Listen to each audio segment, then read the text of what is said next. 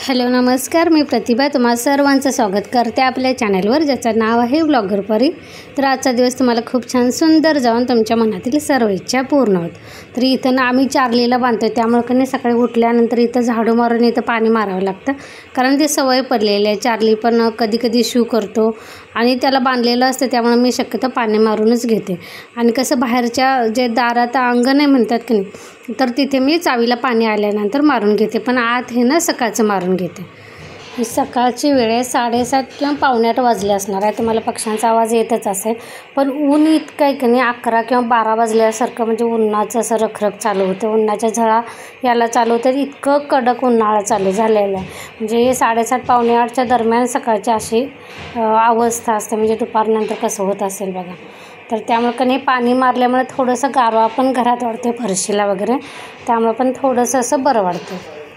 तर इथे सिलेंडर ठेवले हे ना गॅस गिझरचं आहे, बाथरूममध्ये गॅस गिझर बसवलेला आहे, पण बाथरूममध्ये कसं साईज पण कमी आहे, म्हणजे थोडी जागा कमी आहे, त्यामुळे कधी सिलेंडर नाही ठेवत। आणि कशी पोरं लहान असल्यामुळे कुठंतरी चुकून ऑन केलं काय केलं या भीतीनं मी कधी आत बाथरूममध्ये नाही ठेवत, इथे बाहेरच ठेवते। म्हणजे बाहेरच ते कधी पाईप काढलेले आहे होल करून, आणि मग मी तिथंच ठेवते। आणि इकडे बाजूला ती आपली पिठाची गिरण आहे, ती काय तुम्ही बघितली असेलच, त्याला खाली चाकं असल्यामुळे कधी पाणी वगैरे जायची शक्यता कमी असते। खाली चाकं असल्यामुळे कधी त्या गिरणीला अंतर आहे फरशीपासून त्या गिरणपर्यंत, कधी थोडं अंतर गॅप पडतो, त्यामुळे पाणी वगैरे तिथून खालून निघून जातं।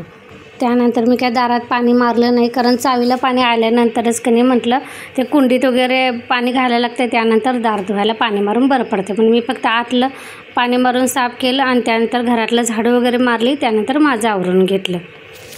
कारण हे सगळं व्हायलाच कधी मला 2 तास जातात सकाळचे, हे सगळं झाडून पुसून वगैरे सगळं व्हायला कधी बरोबर 2 तास लागतात। आणि आता कसं ही कामं पहिल्यांदा सकाळचं आवरून घेते, कारण आता सुट्ट्या पण पडलेत, पोरं पण गावाला गेलेले आहेत, आम्ही दोघांनी चारले, आम्ही तिघंच आहे, त्यामुळं कसं जेवणाची काही गडबड नसते। नाहीतर मग कधी शाळा वगैरे असल्या की पहिल्यांदा चपाती भाजी डबा करायला लागते, आणि मग त्यानंतर इकडे झाडलोटकडं कामाकडं कधी यायला लागते। नाही तर हे सकाळी करत बसले की मग ते डबा वगैरे होत नाही, त्यामुळे कधी सुट्टीच्या दिवशीचं थोडं रुटीन वेगळं असतं, आणि मुलांचे स्कूल वगैरे असल्या की त्यावेळी रुटीन वेगळं पडतं।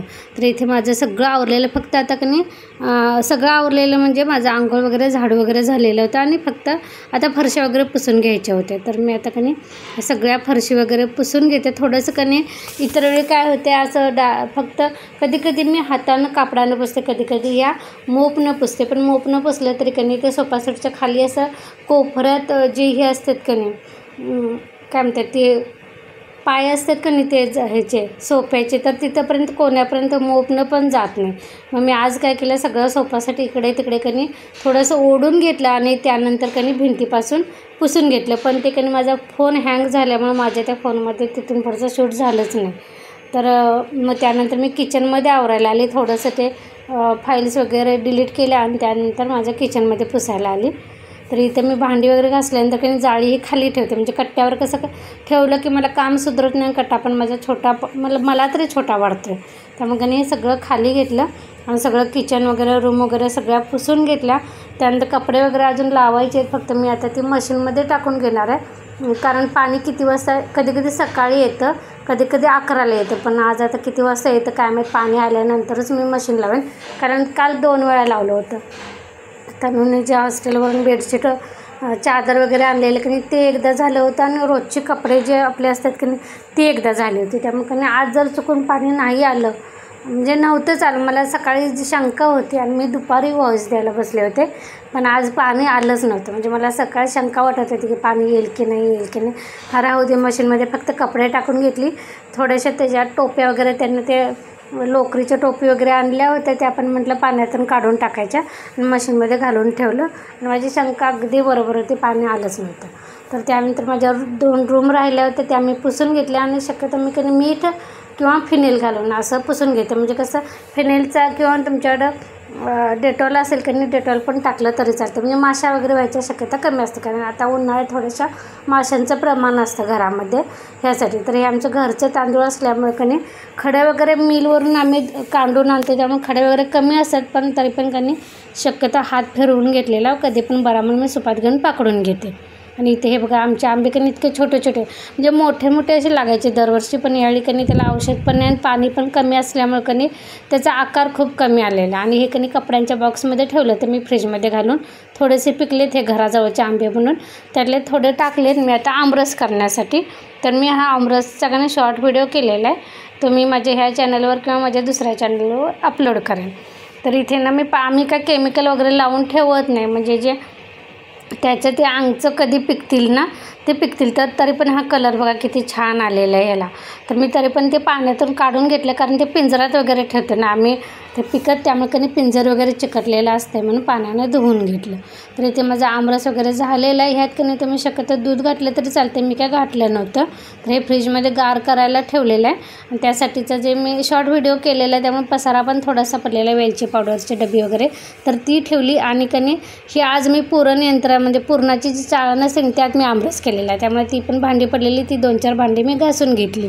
तरी इथे आता मला चाळण आणि ताट वगैरे लागणारच आहे, कारण मी आज पुरी बनवणार आहे, त्यामुळे तळलेली पुरी काढण्यासाठी मला चाळण लागणार होती. म्हणून मी ती काय रॅकमध्ये लावली नाही, छोटी छोटी जी भांडी घासलेली होती तीच मी ट्रॉलीजमध्ये लावून घेतली. त्यानंतर मी दूध आणायला गेले होते आणि चार्लीचं कणी बिस्किट पण संपलं होतं.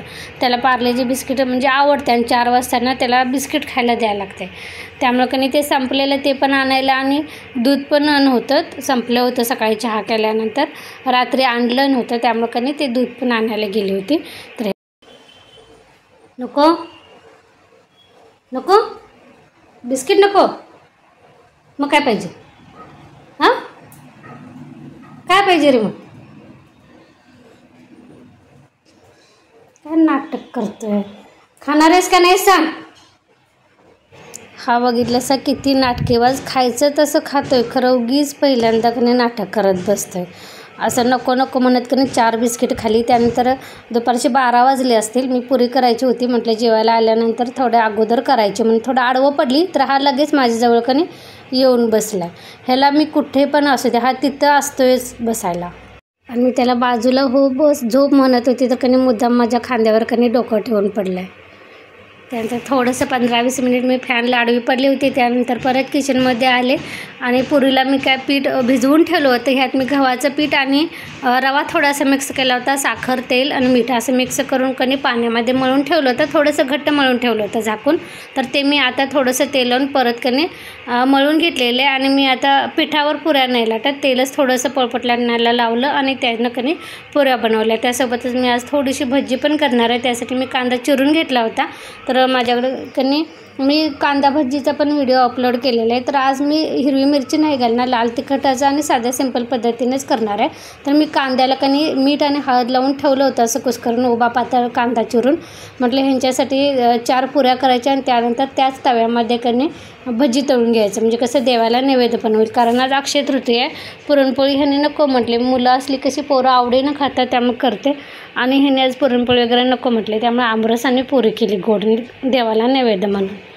तर इथे ना पुऱ्या झाल्यानंतर मी त्यामध्ये बेसन पीठ घातलं, लाल तिखट घातलं, थोडासा ओवा, खाण्याचा सोडा थोडासा घातलेला आहे. तुम्हाला जर लाल तिखट आवडत नसेल की हिरवी मिरची, आलं, लसूण, कोथिंबीर ह्याचं पण वाटण करून घालायचं, ते पण भजी पण खूप छान होतात. तर जितकं कांद्याला पाणी अंगचं सुटेल की तेवढ्याच पाण्यात पीठ भिजवायचं आणि हे तेल चांगलं तापवून घ्यायचं आणि तांबूस कलर येईपर्यंत असं तळून घ्यायचं. पण ह्या भज्यामध्ये म्हणजे माझ्याकडे मीठ जास्त झालेलं, म्हणजे ते कांदा भजी की ते मिठाची भजी हे समजत नव्हतं. ते खाताना मला समजलं की मीठ इतकं लागत होतं, तरी बरं मी कणी थोड्याच प्रमाणात भजी केली होती, नाहीतर कणी सगळी ती खराब झाली असते, कारण नंतर कोणी खाल्लीच नसते. तर भजी वगैरे तळून झाल्यानंतर तो तवा मी बाजूला केला आणि चार्लीसाठी 2 चपात्या, माझ्यासाठी 2 पुऱ्या परत मी कणी करून घेतल्या. आणि त्यानंतर माझी सगळी कामं माझी आवरली. त्यासोबतच आजचा ब्लॉग पण मी इथंच बंद करते. पुन्हा भेटू दुसऱ्या ब्लॉगमध्ये, तोपर्यंत धन्यवाद.